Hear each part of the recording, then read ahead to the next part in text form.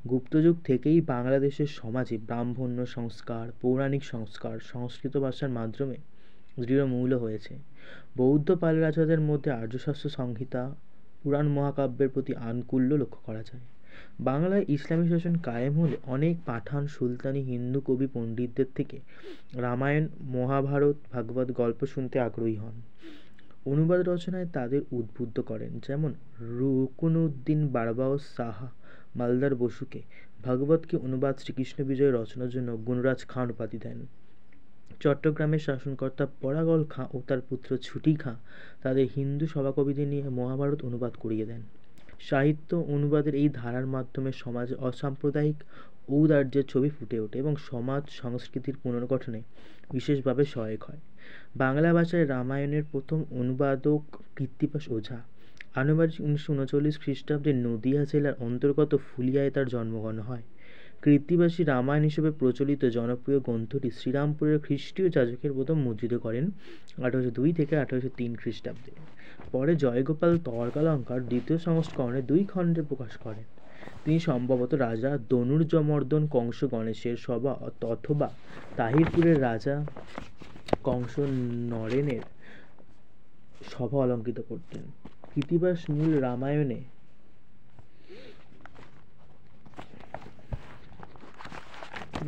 রামায়ণে অনুবাদ করে তাকে আপন মনের মাধুরী মিশিয়ে রচনা করেছেন এবং কাব্যকায়াকে আধুনিক করে গড়ে তুলেছেন। তার অনুদিত গ্রন্থের নাম শ্রীরাম পাঁচালী। বহু শতাব্দী ব্যাপী আপামর জনসাধারণের মধ্যে তার কাব্যের বিপুল জনপ্রিয়তার কারণ রামায়ণের মূল চরিত্রগুলির মধ্যে বাঙালির স্বভাবের প্রক্ষেপণ। কাব্যে প্রতিফলিত বাংলার প্রবেশ ও প্রাত্যহিক জীবনচিত্র, ভক্তি ও করুণ রসের সর্বজন গ্রাহ্যতা এবং সাধারণ মানুষের মননে সহায়ক পাঁচালীর ঢং। গবেষকদের অনুমান 15 শতাব্দীর দ্বিতীয়ার্ধে কবি ও তার এই কাব্য রচনা করেছিলেন। কৃত্তিবাস ওঝা তার রামায়ণের অনুবাদে যথেষ্ট মৌলিকতার পরিচয় দিয়েছেন। তিনি অনেকাংশেই বাল্মীকির প্রদর্শিত পথে না গিয়ে নিজ কল্পনা অনুসারে চরিত্র চিত্রণ ও ঘটনা বর্ণনা করেছেন। বীরত্বের গরিমা প্রচার নয়, রামচরিত্রের মাধুর্য বর্ণনায় তার অনিষ্ট। তার কাব্যের মূল সুর হচ্ছে ভক্তি। বাঙালির হৃদয়ের আশা, আকাঙ্ক্ষা, জীবনাদর্শ, কল্পনা, সমাজ, ভাবনা, জীবন অভিজ্ঞতা তার কাব্যের প্রতিধ্বনি হয়েছে। বাঙালির নৈতিক, সামাজিক ও ধর্মজীবনে তার কাব্যের বিপুল প্রভাব লক্ষ্য করা যায়। পরবর্তীকালে বহু কবির পক্ষে লিপিকরদের হাতে পরিবর্তন তার কাব্যের রূপটিকে যেমন বদলে দিয়েছে, বৈষ্ণব ধর্মের প্রভাব রামায়ণের অনুবাদে ব্যাপক বদল ঘটিয়েছে।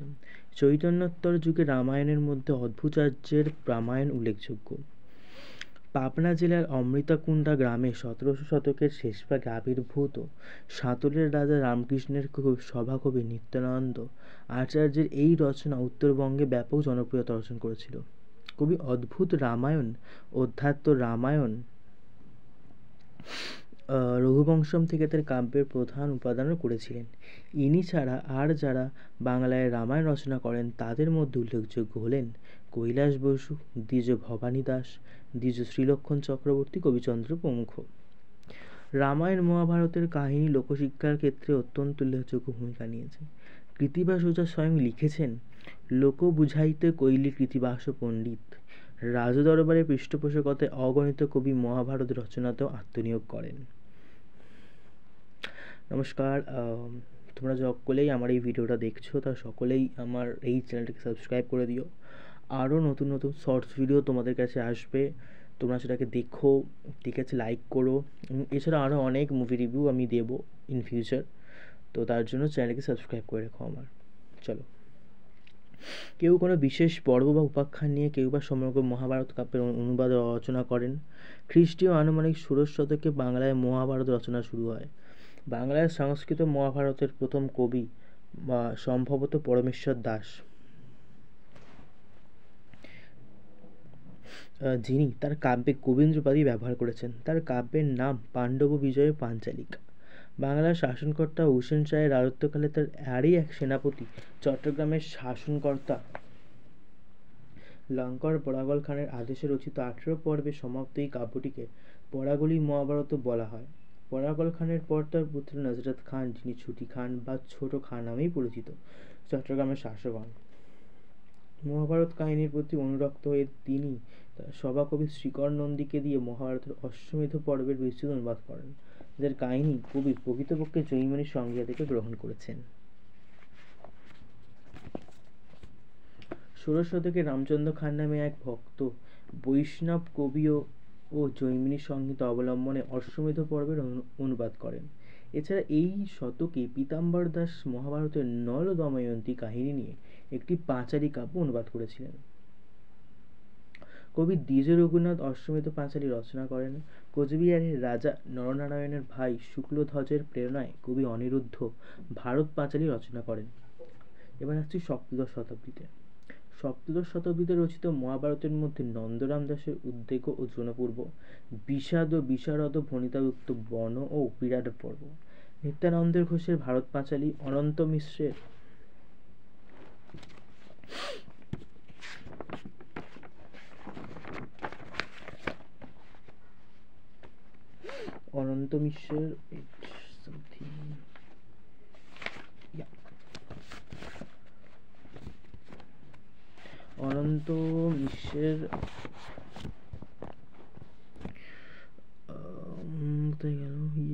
অশ্বমেধ পর্ব, দ্বিজ হরিদাসের অশ্বমেধ পর্ব, দ্বিজ হরিদাসের অশ্বমেধ পর্ব, রামেশ্বর নন্দীর মহাভারতের আদি পর্ব, শ্রীনাথ ব্রাহ্মণ্য রচিত ভারত পাঁচালী উল্লেখযোগ্য।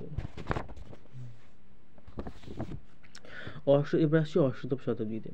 অষ্টাদশ শতাব্দীতে রচিত উল্লেখযোগ্য মহাভারত কাহিনীর মধ্যে রয়েছে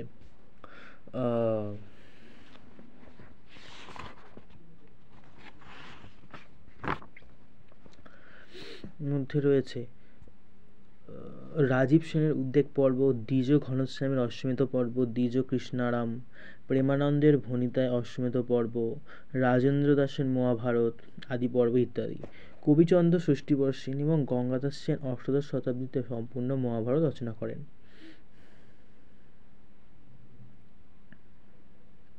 বাংলা ভাষায় মহাভারতের শ্রেষ্ঠ অনুবাদক হচ্ছে কাশিরাম দাস। আনুমানিক সপ্তদশ শতাব্দীর প্রথম ভাগে বর্তমান ছিলেন পিতা কমলাকান্ত দাস। বর্ধমানের কাটোয়া অঞ্চলের সিঙ্গিগাম অথবা দাইহাটের নিকটবর্তী সিঙ্গিগাম অঞ্চলে সম্ভবত তার পৈতৃক নিবাস ছিল। তিনি মহাভারতের কটি পর্ব অনুবাদ করেছিলেন তা ঠিক জানা যায় না গেলেও তার মহাভারতের প্রথম 4 পর্ব শ্রীরামপুর মিশন প্রেস থেকে মুদ্রিত প্রকাশিত হয়। এই প্রেস থেকে এই সম্পূর্ণ অংশ জয়গোপাল তর্কালঙ্কারের সম্পাদনায় 1836 খ্রিস্টাব্দে মুদ্রিত হয়। শ্রীরামপুর মিশন কর্তৃক কাশিদাসী মহাভারতের মুদ্রণ, প্রকাশ ও প্রচারের জনপ্রিয়তা সহায়ক হয়েছিল। মধুর শব্দ, অলঙ্কার, উপমা, ছন্দ ব্যবহারে নিপুণ কবি কাশিরাম দাস পুরাণ কাহিনী, পূর্ববর্তী কবিদের প্রভাব এবং বাঙালি চরিত্র সংস্কৃতির নিবিড় জ্ঞানকে কাজে লাগিয়ে তার কাব্য রচনা করেছেন। মেদিনীপুরের আবাসগড়ের রাজার আশ্রয়ে থেকে শিক্ষকতা জীবন অতিবাহিত করার সুবাদে রাজবাড়িতে আসা পুরাণজ্ঞ পণ্ডিত ও কথকদের মুখে মহাভারত কথা শুনে তিনি তা অনুবাদে উৎসুক হয়ে পড়েন। সমগ্র কাব্যটি তার নামে চললেও আদি, সভা, বন পর্বের পর বিরাট পর্বে কিছুদূর অগ্রসর হয়েই তিনি লোকান্তরিত হন। ভারত পাঁচালী কাব্যে ও কবিরূপে তার খ্যাতি ছিল। তার নামে সত্যনারায়ণের পুঁথি, স্বপ্ন পর্ব, জল পর্ব ও নীলোপাখ্যান প্রভৃতি গ্রন্থের পরিচয় পাওয়া যায়। আনুমানিক ষোড়শ শতাব্দীর শেষ দিকে অথবা সপ্তদশ শতাব্দীর প্রথম দিকে তার কাব্যটি রচিত হয়েছিল। মূল ভারতের ভগানুবাদ করতে গিয়ে বিভিন্ন পৌরাণিক আখ্যানের সঙ্গে নিজের কল্পনাকে যুক্ত করেছেন। তিনি নাটকীয় ঘটনাবিন্যাসের জাল বুনে কাব্যের চরিত্রগুলির উক্তি প্রত্যুক্তিমূলক সংলাপ রচনায় কৃতিত্বের পরিচয় দিয়েছেন। তার রচনারীতি সহজ সরল, প্রাঞ্চল, রসপ্রদীপ। চরিত্র চিত্রণে বাঙালিয়ানার পরিচয়ে কবি যথেষ্ট মুন্সিয়ানা দেখিয়েছেন। বাঙালির সামাজিক পারিবারিক আদর্শ, ধর্মবোধ, নৈতিকতা সবই ছিল তার কাব্যের রসদ। তাই বাঙালির কাছে তার কাব্যের চিরকালীন সমাদর। সংস্কৃত ভাষায় রচিত শ্রীমদ্ভাগবত পুরাণ সাধারণভাবে ভাগবত নামে পরিচিত। বেদব্যাস প্রণীত অষ্টাদশ পুরাণের অন্যতম এবং তার ব্রহ্মসূত্রের 12টি অধ্যায়ে বিন্যস্ত অকৃত্রিম হল ভাগবত। এর বিষয়বস্তু হল শ্রীকৃষ্ণের জীবনকথা। বাংলার ভাগবত চর্চার শুরু চৈতন্যপূর্ব যুগ হলেও এর বিস্তার ঘটেছে চৈতন্য পরবর্তী যুগে। সংস্কৃত ভাগবত পুরাণ অবলম্বনে প্রথম বাংলা কাব্য রচনা করেন বর্ধমান জেলার কুলিনগ্রাম বিহারী মালাধার বসু। তিনি চৈতন্য পূর্ব যুগের কবি ছিলেন। তার কাব্যের নাম শ্রীকৃষ্ণ বিজয়। কাব্যটি 1473 থেকে 1480 খ্রিস্টাব্দের মধ্যে রচিত হয়েছিল। ভাগবতের দশম ও একাদশ স্কন্ধ অবলম্বনে কবিতার কাব্যটি রচনা করেছেন এবং তত্ত্বগত জটিলতার পরিবর্তে কাহিনীর প্রতি বেশি আলোকপাত করেছেন। শ্রী চৈতন্য যে শ্রীকৃষ্ণ বিজয় গ্রন্থটি পাঠ করেছিলেন তার প্রমাণ মেলে চৈতন্য চৈতামৃতে। জয়ানন্দের চৈতন্য মঙ্গলেও শ্রীকৃষ্ণ বিজয়ের নামও উল্লেখ পাওয়া যায়। এটিই সন তারিখযুক্ত প্রথম বাংলা কাব্য। বিষ্ণু পুরাণ, হরিবংশ, বৈষ্ণবীয় তন্ত্র গ্রন্থের অনুসরণে কবিতার কাব্য রচনা করেছেন। তার কবিত্বের সঙ্গে ভক্তি প্রাণতার মিশেল এবং ঐশ্বর্যের ভাবের সঙ্গে মধুর কান্তাভাবের সমন্বয় শ্রী চৈতন্য আস্বাদন করেন। রাধা ভাবের উন্মেষ তার প্রথম কাব্যে লক্ষ্য করা যায়, যা বৈষ্ণব পদাবলীর পূর্বাভাসকে সূচিত করেছে। কাব্যে শ্রীকৃষ্ণের ঐশ্বর্য ভাবের চেয়ে মধুর ও কান্তাভাবটি বেশি প্রকাশ পেয়েছে। অনুদিত গ্রন্থ হলেও প্রাঞ্চল ও হৃদয়স্পর্শী ভাষায় তিনি আপন কবিতা শক্তিকে উজাড় করে দিয়েছেন। এবার হচ্ছে মঙ্গল কাব্যের সাধারণ বৈশিষ্ট্যগুলি কী কী ছিল সেগুলো দেখে নিই একটু। বাংলা সাহিত্যের আদি মধ্যযুগে শাক্ত দেবদেবীর মাহাত্ম্য প্রচার করে এক শ্রেণীর আখ্যায়িকা কাব্য লিখিত হয়েছিল, যেগুলি মঙ্গল গান নামে পরিচিত ছিল। প্রাচীন বাংলা সাহিত্য বিভিন্ন ধর্ম উপধর্মকে কেন্দ্র করে রচিত হয়েছে। শৈব, শাক্ত, বৌদ্ধ, বৈষ্ণব প্রভাবে প্রভাবিত হয়ে কবিরা দেবতার যে প্রশস্তি গান রচনা করেছেন সেগুলি কালক্রমে মঙ্গল কাব্য নামে পরিচিত হয়। মঙ্গল শব্দটি মাহাত্ম্য প্রচারমূলক যে কোনো রচনা বলতে ব্যবহৃত হতো। তাছাড়া চরিত্র সাহিত্যের ক্ষেত্রে পৌরাণিক দেবদেবীর মাহাত্ম্য প্রচারমূলক সংস্কৃত পুরাণের অনুবাদের ক্ষেত্রে এমনকি তীর্থ মাহাত্ম্যসূচক রচনার ক্ষেত্রেও ব্যবহৃত হতে দেখা যায়। খ্রিস্টীয় 14 শতাব্দী থেকে মঙ্গল গান রচিত হয়ে আসলেও ব্যাপক প্রচারের কারণে সেই সময়ের ভাষা ছাঁদ পরবর্তীকালে লিপিকরদের হাতে অনেকটাই আর মূলাঙ্কুশ থাকেনি। বিভিন্ন যুগে বিভিন্ন পরিস্থিতির মুখোমুখি হয়ে বাংলাদেশের লৌকিক ও বহিরাগত বিভিন্ন ধর্মমতের যে সমন্বয় লক্ষ্য করা গেছে, মঙ্গল কাব্যে কোনো একটি বিশেষ সাম্প্রদায়িক ধর্মবিশ্বাসের পরিবর্তে তারই পরিচয় মেলে। এই গানগুলি দেবদেবীর কোনো একটি বিশেষ সাম্প্রদায়িক ধর্মবিশ্বাসের পরিবর্তে তারই পরিচয় মেলে। এই গানগুলি দেবদেবীর পূজা বা উৎসব উপলক্ষে পরপর কয়েকদিন ধরে একটানা সুর তাল সহযোগে গাওয়া হতো। মানুষ বিশ্বাস করতো এই গান শুনলে মঙ্গল হয়। এক মঙ্গলবার থেকে পরের মঙ্গলবার পর্যন্ত গানগুলি গীত হবার রেওয়াজ ছিল। বাংলার সামাজিক, পারিবারিক, রাজনৈতিক, অর্থনৈতিক ইতিহাস গানগুলিতে বিধৃত হয়েছে। কখনো লৌকিক, কখনো বা পৌরাণিক বা দেবতার মাহাত্ম্য কীর্তনের কাহিনীতে মানুষ উপেক্ষিত থাকেনি।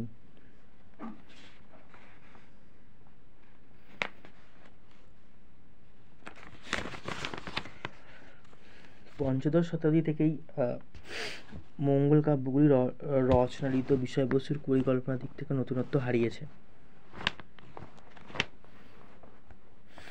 যেমন প্রতিটি মঙ্গল কাব্যের নায়কই স্বর্গভ্রষ্ট দেবশিশু কোনো বিশেষ দেবতার পূজা প্রচারের উদ্দেশ্যে মানব জন্ম লাভ করে। প্রতিটি মঙ্গল কাব্যের সূচনায় গণেশ প্রমুখ পঞ্চদেবতার বন্দনা, এরপর গ্রন্থপত্তির কারণ বর্ণন, সৃষ্টি রহস্য কখনো বাঁধা ধরা রীতিতে পরিণত হয়।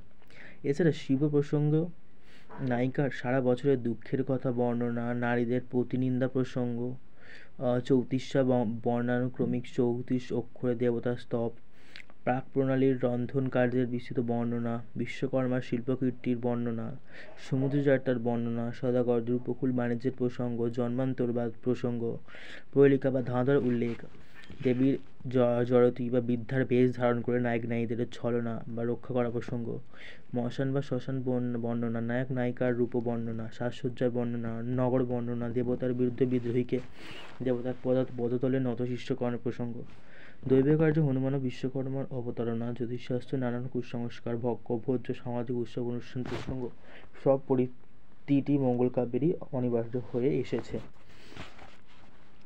মঙ্গল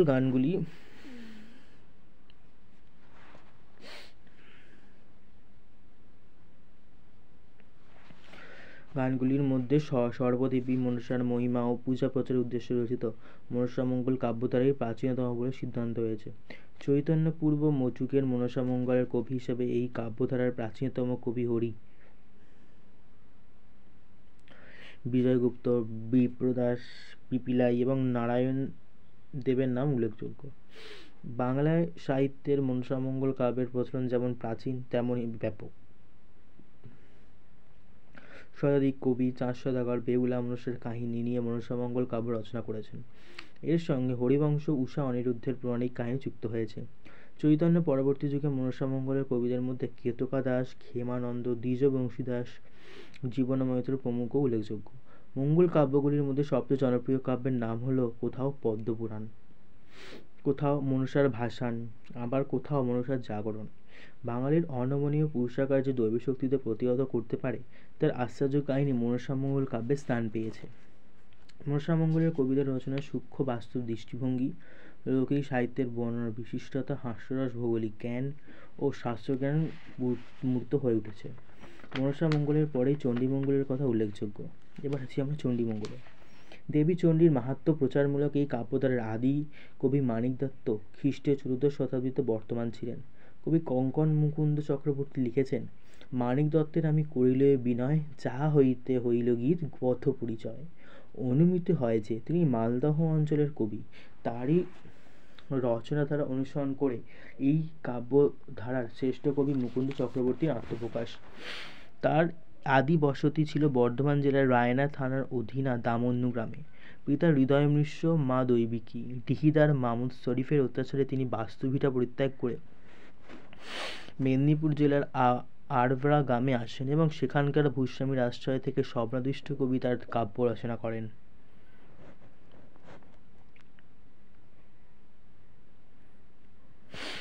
পিতা হৃদয় মিশ্র, মা দৈবিকী। দিহিদার মামুদ শরীফ। আনুমানিক ১৬শ শতাব্দীর শেষ ভাগে মানসিংহ যখন বাংলার সুবেদার তখন তিনি কাব্য রচনা করেন। তার কাব্যকে তিনি অভয়মঙ্গল, চণ্ডিকামঙ্গল, অম্বিকামঙ্গল প্রভৃতি নামে পরিচিত করেছেন। তার রচনায় বাস্তব নির্ভর কাহিনী বিন্যাস, চরিত্রদৃষ্টি, কৌতুক রস, সৃষ্টি নৈপুণ্য লক্ষ্য করা যায়। তার কাব্যে সর্বোত্তম ঔপনিক গুণ লক্ষ্য করা যায়। কাব্যধারার পূর্বতন কবির প্রদর্শিত পথ অনুসরণ করলেও তার আপন প্রতিভার সাক্ষ্য তিনি তার রচনায় রেখে গেছেন। প্রথাগত গণ্ডিবদ্ধ কাহিনী কলেবরয় শৃঙ্খলা তার কবিত্বে স্ফুরণ ক্ষুণ্ণ হয়নি। মিশ্রবিত রীতির পরায় ছন্দপ্রয়োগ এবং একপদী ত্রিপদীর কাঠামোর ব্যবহারের মধ্য দিয়ে তিনি রচনায় বৈচিত্র্য এনেছেন। উপমা, রূপক, উৎপ্রেক্ষা, সমাশক্তি, অলঙ্কারের প্রয়োগে প্রচলিত প্রবচনকে কাব্য ভাষার সুষ্ঠু সাবলীল ব্যবহারে তিনি উল্লেখযোগ্য দাবি রাখেন।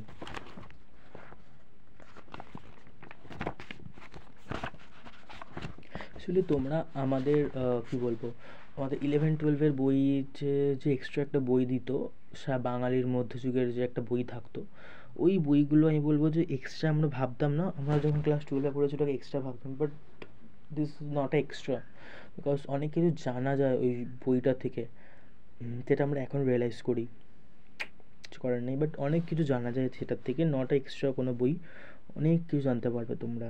মনসামঙ্গল কাব্য রচনা কে করেছিল, হ্যান ত্যান অনেক কিছু। সবাইকে সাজেস্ট করবো বইটা পড়ার জন্য। চণ্ডীমঙ্গলের আরেকজন কবি দ্বিজামাধব মুকুন্দের পূর্ববর্তীকালে আবির্ভূত হয়েছিলেন। তার অপর নাম মাধবানন্দ। তার গ্রন্থ সারদা চরিত নামে পরিচিত।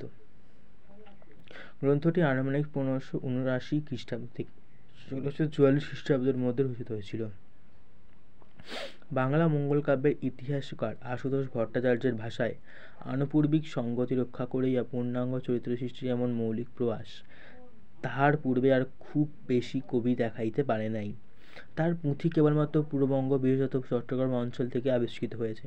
পশ্চিমবঙ্গের সপ্তগ্রাম থেকে চলে গিয়ে সম্ভবত তিনি পূর্ববঙ্গে বসতি স্থাপন করেছিলেন এবং সেখানে তার রচনা অনুসরণে চণ্ডীমঙ্গলের এক নির্দিষ্ট ধারা সৃষ্টি করেছিলেন। চণ্ডীমঙ্গলের দুটি খণ্ড বা কাহিনী লক্ষ্য করা যায়, আখটিক খণ্ড এবং বণিক খণ্ড।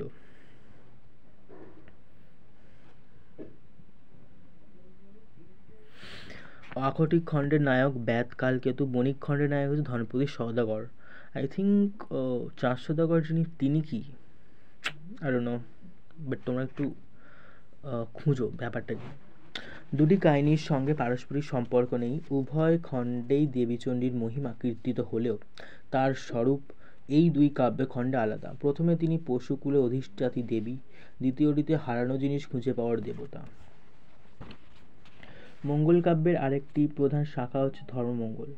ধর্ম ঠাকুরের মাহাত্ম্য কীর্তন করে এই কাব্যধারা গড়ে উঠেছে। আনুমানিক খ্রিস্টীয় পঞ্চদশ শতাব্দীতে এই ধারার আদি কবি ময়ূরভট্ট বর্তমান ছিলেন। তার কাব্যের নাম ছিল আকন্দ পুরাণ।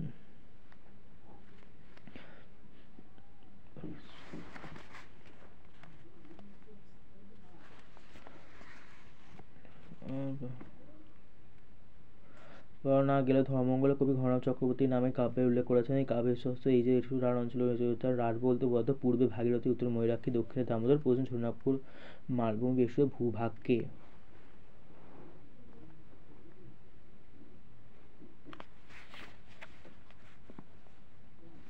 অর্থাৎ বর্তমান বীরভূম, বাঁকুড়া, বর্ধমান, মেদিনীপুর, মুর্শিদাবাদ অঞ্চল। এই অঞ্চলের ধর্মমত, আচার পদ্ধতি, রাষ্ট্রিক সামাজিক ইতিহাস ধর্মমঙ্গল কাব্যে ফুটে উঠেছে। ধর্মকে বুদ্ধ, কচ্ছপ, যম, সূর্য, বিষ্ণু, বরণ ইত্যাদি নানা রূপে ব্যাখ্যা করেছেন। শুধু ডোম জাতির লোকেদেরই এই দেবতার পূজায় পৌরোহিত্য করার অধিকার রয়েছে। ধর্ম মূলত আদিবাসীদের সূর্য দেবতা। ডোম জাতি প্রাচীন আদিবাসী জাতিসম্মত। পশ্চিমবঙ্গে ক্রমশ দ্বারা হিন্দু ভাবাপন্ন হয়ে উঠে ধর্ম ঠাকুরের পূজার অধিকার লক্ষ্য করে আসছে। মঙ্গল কাব্য রচনার যুগে সর্বস্তরের সমাজের দ্বারা ধর্ম ঠাকুরের প্রজ্ঞা স্বীকার করার ফলেও উচ্চবর্ণের কবিরাও তার মাহাত্ম্যসূচক কাব্য রচনা করেছেন। এছাড়াও ধর্মমঙ্গল কাব্যের আরেকটি বিশিষ্টতা হচ্ছে এই কাব্যের একটি ক্ষীণ ঐতিহাসিক ভিত্তি রয়েছে। গৌড়ের সম্রাট ধর্মপালের পুত্রের সঙ্গে অজয় নদের দক্ষিণ তীরবর্তী একটি পার্বত্য ও গড়ের অধিপতি ইচ্ছাই ঘোষের যুদ্ধবৃত্তান্ত এই কাব্যের বর্ণনীয় বিষয়। এই গড়ের নাম হচ্ছে ঢেকুরগড়। পরে ইচ্ছাই ঘোষ যার নাম পরিবর্তন করে রাখে ত্রিষষ্ঠীগড়। ধর্মমঙ্গল কাব্যের নায়কের নাম লাউ সেন। ইনি গৌড়ের এক সামন্ত রাজা কর্ণসেনের পুত্র। তার রাজধানীর নাম ময়নাগড়, যা বর্তমান বাঁকুড়া জেলার অন্তর্গত। অষ্টাদশ শতাব্দীতে মঙ্গল কাব্যগুলি থেকে দেবদেবীর প্রতি ভক্তি দূর হয়ে ঐতিহাসিক বিষয়বস্তু গুরুত্ব পেতে শুরু করে। এই সময় রায়গুণাকর ভারতচন্দ্র রায় তার পৃষ্ঠপোষক কৃষ্ণচন্দ্রের বংশগৌরব প্রচার করার উদ্দেশ্যে অন্নদামঙ্গল কাব্য রচনা করেন। এই সময় বর্গীর আক্রমণের বৃত্তান্ত অবলম্বন করে কবি গঙ্গারাম তার মহারাষ্ট্র পুরাণ গ্রন্থ রচনা করেন। ভারতচন্দ্র হাওড়া জেলার ভুরসুটপুর পরগনার পেরক গ্রামে জন্মগ্রহণ করেন। তার পিতার নাম নরেন্দ্র নারায়ণ রায়। অষ্টাদশ শতাব্দীতে মঙ্গল কাব্যের ইনি শ্রেষ্ঠ কবি। সম্পত্তির বিবাদের কারণে তাকে স্বগৃহ পরিত্যাগ করে বিভিন্ন স্থানে থাকতে হয়। হুগলি জেলার দেবানন্দপুর নিবাসী রামচন্দ্র মুন্সির আশ্রয়ে থাকার সময় ইনি ফরাসি ভাষা শিক্ষা গ্রহণ করেন। পুরুষোত্তম ধামে বাস করার সময় কিছুদিন সন্ন্যাসী জীবন গ্রহণ করেন, কিন্তু পরে সংসারী হন। মহারাজ কৃষ্ণচন্দ্র তাকে সভাকবি নিযুক্ত করে কৃষ্ণনগরে নিয়ে আসেন এবং তার আদেশে তিনি অন্নদামঙ্গল কাব্য রচনা করেন।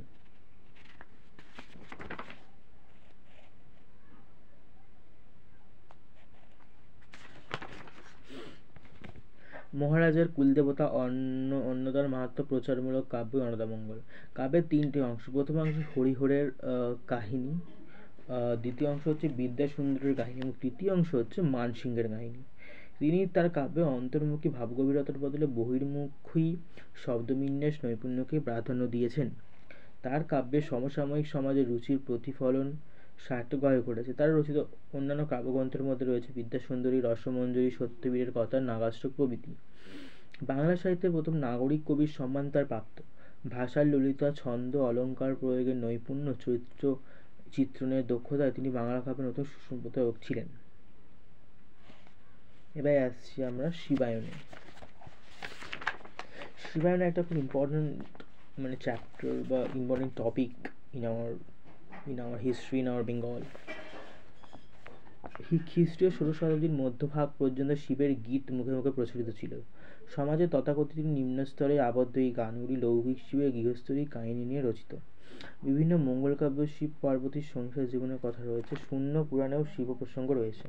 শিবায়নের উদ্দেশ্য শিবমঙ্গল গান, শিবের মহিমা বর্ণনা করা। পৌরাণিক মহিমা বর্ণিত শিব এখানে কৃষক রূপে চিত্রিত। আচ্ছা, তিনি কখনো বা দোষ গুণে ঘরা শাঁখারির ভূমিকায় অবতীর্ণ। প্রকৃতপক্ষে পুরাণ বহির্ভূত যে সকল শিব কাহিনী বহুকাল থেকে এদের সময় প্রচলিত ছিল, শিবমঙ্গল কাব্যে সেগুলোকে বিষয় করে তোলা হয়েছে। শিবায়নের হরপার্বতীর পারিবারিক জীবনচিত্রে অভাব অনটন, ক্লিষ্ট দারিদ্র বাঙালির গৃহস্থ জীবনেই বাংময় হয়ে উঠেছে। সপ্তদশ শতক থেকে শিবের কাহিনী মঙ্গল কাব্য থেকে বিচ্ছিন্ন হয়ে শিবমঙ্গল বা শিবায়ন কাব্য রূপে হয়ে থাকে। প্রথম স্বয়ংসম্পূর্ণ শিবমঙ্গল কাব্য সম্ভবত রামকৃষ্ণ রায় রচিত শিবমঙ্গল কাব্য। এছাড়া এই কাব্যধারায় শঙ্কর, কবিচন্দ্র, কৃষ্ণদাস, রামকৃষ্ণ দাস প্রমুখ কবির নাম পাওয়া যায়। অষ্টাদশ শতাব্দীর প্রথম ভাগে কর্ণগড়ের রাজা পৃষ্ঠপোষকতায় রামেশ্বর ভট্টাচার্য রচিত শিবায়ন বা শিবকীর্তন কাব্যটি শিবমঙ্গল কাব্যগুলির মধ্যে সবচেয়ে জনপ্রিয়। সরল অনাড়ম্বর ভাষায় রচিত কাব্যটিতে শিবকাহিনীর পৌরাণিক লৌকিক উপাদানের অসামান্য মিশ্রণ লক্ষ্য করা যায়। আটপালার পাঁচালী কাব্য বা অষ্টমঙ্গলা হল এতেও পদ্মপুরাণ, ভাগবতের আখ্যার সংমিশ্রণ কবি ঘটিয়েছেন।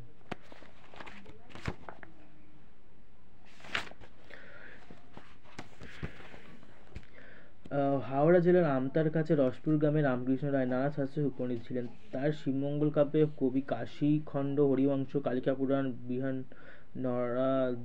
বৃহন্নরাদীয় পুরাণ বলতে আই থিঙ্ক বৃহন্নরা যারা আছেন আমার ট্রান্সজেন্ডার তাদের নিয়ে আই থিঙ্ক পুরাণ যত সম্ভব মনে হচ্ছে, I am not sure but হতে পারে।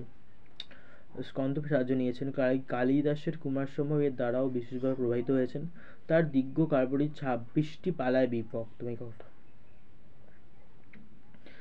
এই কাব্যে লৌকিক শিবের বর্ণনায় অত্যন্ত সীমিত। তার কাব্যের এক উল্লেখযোগ্য বিষয় এই যে একাধিক স্থানে গন্ধ দৃষ্টান্ত লক্ষ্য করা যায়।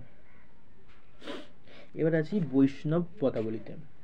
খগেন্দ্রনাথ মিত্র বলেছেন যে নিভৃতিগিরি কন্দরে বাড়ির রাশি সঞ্চিয়া হইয়া থাকে, একদিন সে পাষাণ বেষ্টনী ভেদ করিয়া বাড়ির রাশি নিম্ন অভিমুখে ছুটিয়া চলে অমৃত প্রপাত রূপে।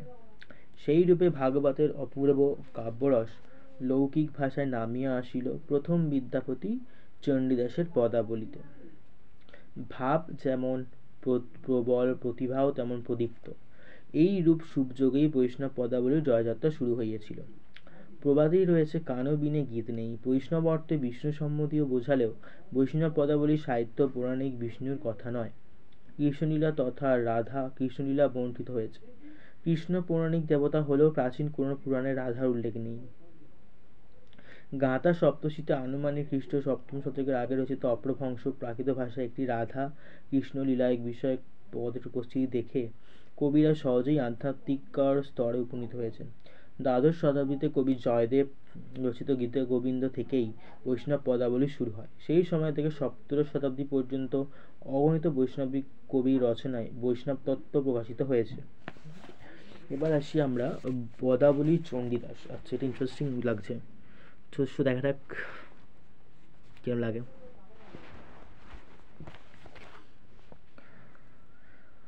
বাংলা সাহিত্যের ইতিহাসে চণ্ডীদাস নামে অজস্র কবির নাম পাওয়া যায়। কবি সাধক চণ্ডীদাস তার পদাবলীতে সহজ সুরে ভাবগভীর কথা শুনিয়েছেন। তার কোনো পদই সুস্পষ্টভাবে আর কোনো রসপর্যায়ে অন্তর্ভুক্ত নয়। তার রচিত পূর্ব রাগের পদে আত্মনিবেদনের সুর কিংবা বিরহের স্তরে বিরহিত্বন অনুভূতির প্রকাশ করা যায়। আক্ষেপানুরাগের পদ রচনায় তার অবিসংবাদী শ্রেষ্ঠত্ব। মেন কথা এটাই হচ্ছে কথা, বাংলার যে ভাষাগুলো এগুলো টাফ হলেও না, কি বলবো, উচ্চারণ করতে গেলে ভালো লাগে। যতটা টাফ অনেক বড় বড় ওয়ার্ড থাকে বেঙ্গলির, যতটা লং ওয়ার্ড হবে ওয়ার্ডগুলো ততটা সম্ভব এখনকার হারিয়ে গেছে। আমরা এখনকার সময় আমরা শর্ট টার্ম ওয়ার্ড ইউজ করি অনেক রকম, বাট তখনকার যুগে যেমন লং টার্ম ওয়ার্ডগুলো থাকে না, সেগুলো শুনতেও এক প্রকার ভালো লাগে, বাট অনেক কিছু মানে হয় একটা ওয়ার্ডে। আই ডোন্ট নো, আক্ষেপ অনুরাগ, আই থিঙ্ক আক্ষেপের পর অনুরাগ করছে, আই থিঙ্ক হতে পারে। বাসক লজ্জা পর্যায়ে মিলন, উৎসুক হাহাকার বেদনা, খণ্ডিতা পর্যায়ে বঞ্চনার ক্ষোভ, আক্ষেপ অনুরাগে কৃষ্ণপ্রেম পরিপূর্ণভাবে না পাওয়া, নৈরাশ্য ঘুচে গিয়ে নিবেদন। পরে চণ্ডীদাসের রাধা নিজেকে সম্পূর্ণভাবে কৃষ্ণের প্রতি সমর্পণ করেছেন। মাথুর পর্যায়ে আবার রাধার বিরহ যন্ত্রণা চিত্তায়ন ঘটেছে। ভাবমিলন স্তরে রাধার মনে দুঃখের স্মৃতি। চণ্ডীদাস মূলত বিরহেরই কবি। বিষাদের করুণ রাগিনী তার বেজেছে মহিমের সুরে। তোমাদের সকলের যাদের আমার এই ভিডিওটা ভালো লেগে থাকে তো অবশ্যই আমার চ্যানেলকে সাবস্ক্রাইব করে দিও। এরকম ধরনের আরও ভিডিও তোমরা পাবে ইন্টারেস্টিং। এমনকি তোমরা আমার চ্যানেলে অন্যান্য শর্টস ভিডিও দেখতে পারো যেগুলো আমি ছেড়ে থাকি প্রায়। তোমরা রান্নার ভিডিও আমার চ্যানেলে পেয়ে যাবে, এবং কোনো মুভি যদি তোমরা দেখতে চাও সেই মুভি রিভিউ আমি ছেড়ে থাকি। তো আমি বলবো চ্যানেলকে সাবস্ক্রাইব করে দিও সকলকে। Thank you.